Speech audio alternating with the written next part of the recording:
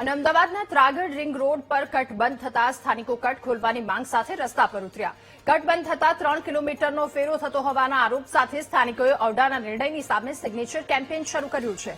આ વિરોધ અંતર્ગત સ્થાનિકોએ રિંગ રોડ પર વાહન રોકી વિરોધ નોંધાવ્યો, જે પછી સ્થાનિકોએ વીટીવી ન્યૂઝની સામે વ્યથા ઠાલવતા કહ્યું કે કટ બંધ થતા 6 કિલોમીટરનો ફેરો ફરવો પડી રહ્યો છે. હોસ્પિટલ જવા માટે પણ 3 કિલોમીટરનો ફેરો થાય છે. જીવન જરૂરિયાતની ચીજવસ્તુઓ સામેની સાઈડમાં છે, જેથી મહાનગરપાલિકાએ વૈકલ્પિક વ્યવસ્થા કરવાની જરૂર છે. તકલીફ ખરેખર બહુ પડે છે અહીંયા બધાને, કારણ કે તમે જોઈ શકો છો અત્યારે જે આ સોસાયટી ત્રાગડ અંડરબ્રિજ પાસેની જે સોસાયટી છે બધાને છે જુંડાલ બ્રિજ નીચે ફરી અને પાછું આવવું પડે, એટલે ઓલમોસ્ટ 6 કિલોમીટરનો આખો રાઉન્ડ મારવો પડે છે.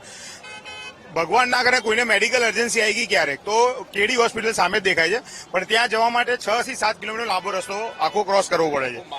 અને એ સિવાય બીજો જે નાનો અંડરપાસ છે ખાલી એક જ વ્હીકલ એક સાઈડ જઈ શકે છે, એટલો જ અંડરપાસ છે. હવે ત્યાં આગળ પોલીસ બંદોબસ્ત ક્યારે હોતો નથી, સવાર કાં તો સાંજે. અને સવારે તમે 7 વાગે જયારે સ્કૂલના ટાઈમે ત્યાં પહોંચશો ને તો તમને જોવા મળશે કે જેટલી પબ્લિક છે બધી આમ સામે આવીને ઉભી રહી જાય છે, એટલે ના સ્કૂલે વહેલી તરીકે પહોંચી શકે છે પબ્લિક, અને છોકરાઓને બી ડિલે થાય છે સ્કૂલે પહોંચવામાં.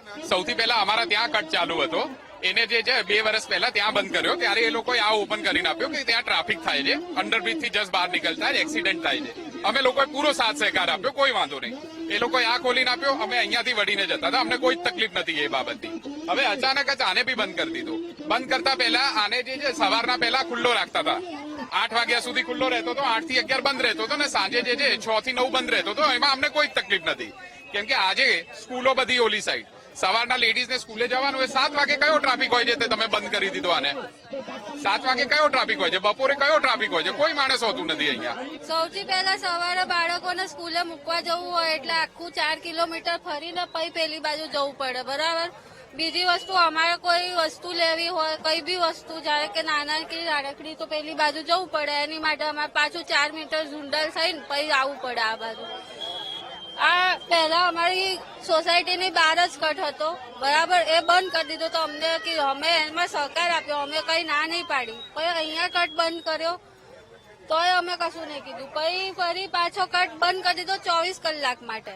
તો આ તો અમને બહુ તકલીફ પડે છે આનાથી. તો કહીશ કે ટાઉન પ્લાનિંગ શબ્દ જે છે એ સત્તાવાળાને ખરેખર પ્લાનિંગ કરતા કંઈ આવડતું નથી. એનું ચોખ્ખું રીઝન છે કે ઇઝીલી જે મેને ટ્રાફિક થઈ શકે એવું છે એને હાથે કરીને કોમ્પ્લિકેટ કરી રહ્યા છે આ લોકો, અને અહીંથી ટ્રાફિક હટાવીને આગળ લઈ જઈ રહ્યા છે.